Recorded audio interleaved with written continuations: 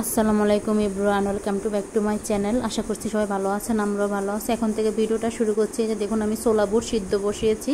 আমি তো প্রতিদিনই দৈনিকেরটা ছোলা বুট দৈনিকই সিদ্ধ করে নিই। ভোররাত্রে ভিজিয়েছিলাম, তবে মনে ছিল না ক্যামেরার কথা, তার জন্য আমি এখন একটু ভিডিও করলাম। দেখুন, ছোলা বুটটা সিদ্ধ বসেছি, সাথে আমি আলু দিয়ে দিচ্ছি। আমার না আজকে সামনের রুমটা গোছানো হয়নি, তার জন্য আপনাদের ভাইয়া শুয়েছিল, এখন বাজারে গিয়েছে, তার জন্য আমি এখন বিছনাটা গোছাতে আসলাম। দেখুন, বিছনা বলতে কি বালিশগুলো একটু এলোমেলো হয়ে আছে, আর বিছনাটা একটু ঝাড়া দিয়ে নেব, তার জন্য রুমগুলো একটু ঝাড়ু দেবো আর ফার্নিচারগুলো একটু পরিষ্কার করব। যদি পারি ক্যামেরা করব, আর না পারলে ক্যামেরা করবো না। তার জন্য আমি এখন আগে বিছনার থেকে বালিশগুলো সরিয়ে নেব, তারপরে বিছনাটা ঝাড়ু দিয়ে নেবো। আর একটা খাতা ছিল, ওইটা আমি বাস করে নিয়েছিলাম, তবে এটা আমি অফ ক্যামেরায় করেছি, আমি ক্যামেরা অন করতে মনে ছিল না। এখন আমি এবার রেখে দেবো।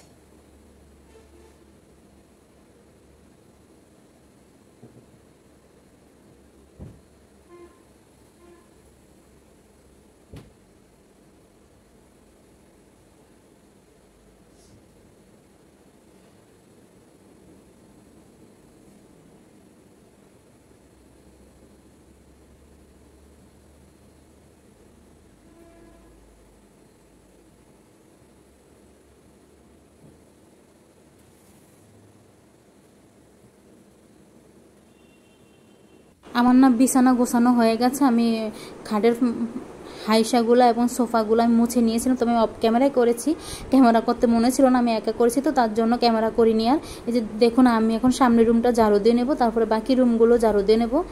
আমি আগে পাফোসটা একটু ঝাড়া দিয়ে নিলাম, তারপরে টি টেবিলের উপর রাখছি, পরে আমি ছাদে নিয়ে ঝাড়া দিয়ে আনবো। তার জন্য এখন আমি রুমটা ঝাড়ু দিয়ে নেব।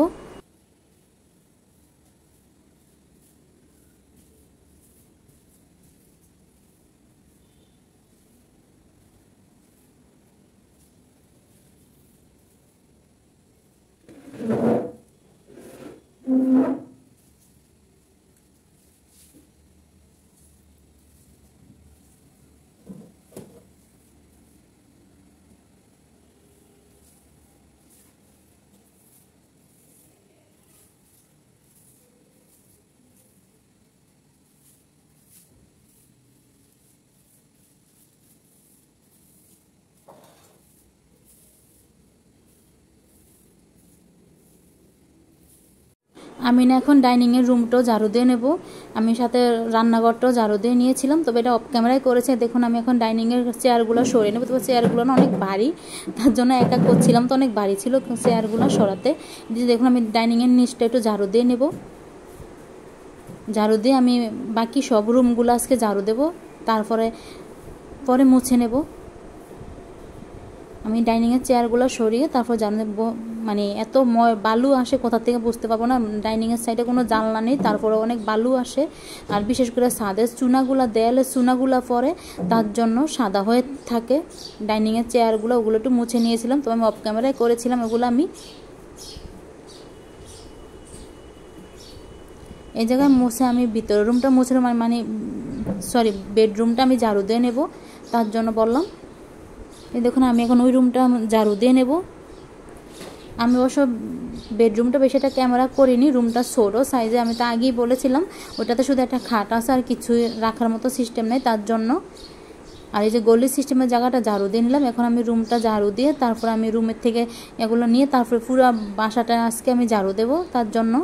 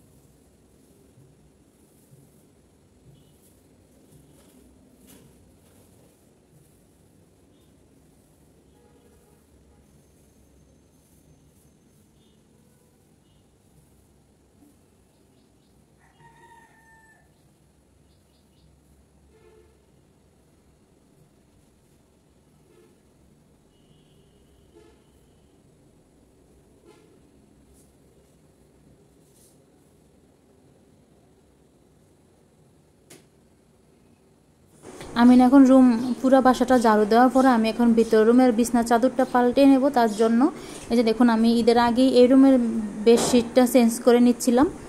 আমি অবশ্য একটা চাদর আমি উঠিয়ে নিয়েছি, ওইটা আমি অবশ্য ক্যামেরা করতে মনে ছিল না, ক্যামেরা অন করিনি, তার জন্য পরে ক্যামেরা করে আমি চাদরটা বিছিয়ে নিচ্ছিলাম।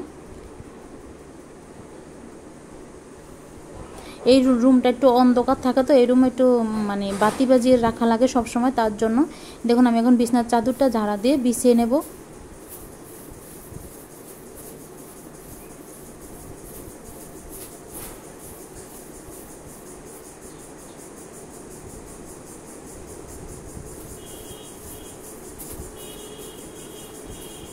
এই যে আমার এখন বিছনার চাদরটা বিছানো হয়ে গেছে।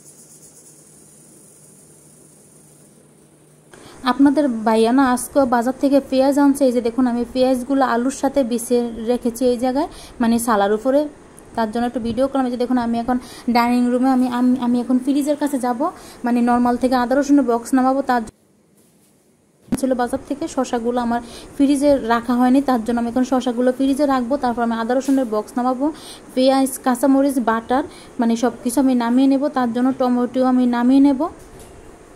আমি যে ডিপ ফ্রিজে রেখেছিলাম টমেটো, ওই টমেটোগুলোই আমি নামিয়ে নেব, ওগুলো দিয়ে আমি তরকারি রান্না করব তার জন্য।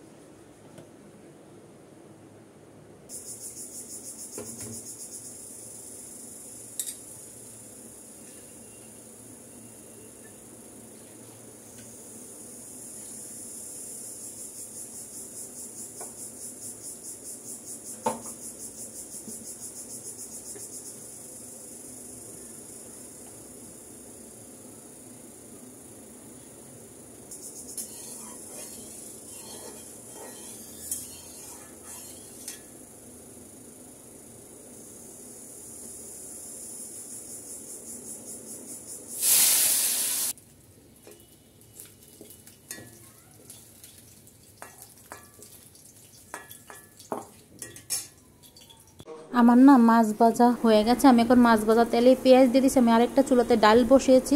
আমি আজকে জলফুই দিয়ে ডাল রান্না করবো, তার জন্য ডালের বলক এসে গেছে। আমি এখন মানে ডালেতে আমি হলুদ দিয়ে দিলাম। এই যে দেখুন পেঁয়াজটা ভাজা হয়ে গেছে। আমি এই পর্যায়ে আমি মশলাগুলো দিয়ে দেবো। আমি প্রথমে একটু পানি দিয়েছিলাম যাতে মশলা না ফুরে যায়। এখন আমি আদা রসুন বাটা দেবো। আমি না আজকে পোয়া মাছ দিয়ে টমেটো দিয়ে রান্না করবো, তার জন্য। এখন আমি ধনিয়ার গুঁড়ি জিরার গুঁড়ি দেবো, সাথে হলুদ দেবো।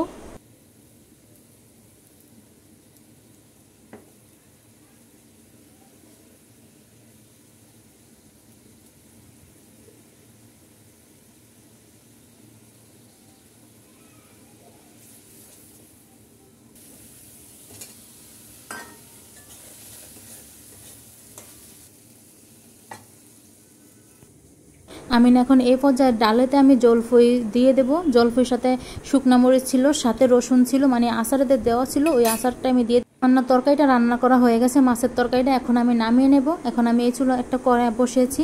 এখন আমি ডালটা বাগার দেব। ডাল আমি আজকে জলফুই দিয়ে ডাল রান্না করছিলাম, মানে টক দিয়ে, তার জন্য জলফুই টক দিয়ে মুসুর ডাল রান্না করছি। দেখুন পেঁয়াজটা ভাজা হয়ে গেছে। এই পর্যায়ে আমি অল্প পরিমাণে হলুদের গুঁড়ো দিলাম। এখন আমি ডালটা বাগার দিয়ে দেবো।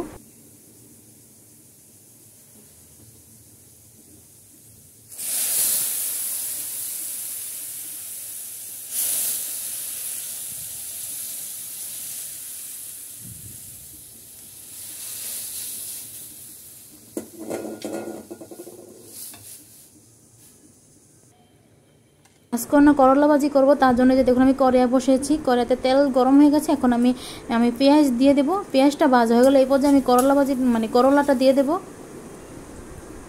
এই দেখুন আমি এখন করলা ভাজিটা করে নিচ্ছি।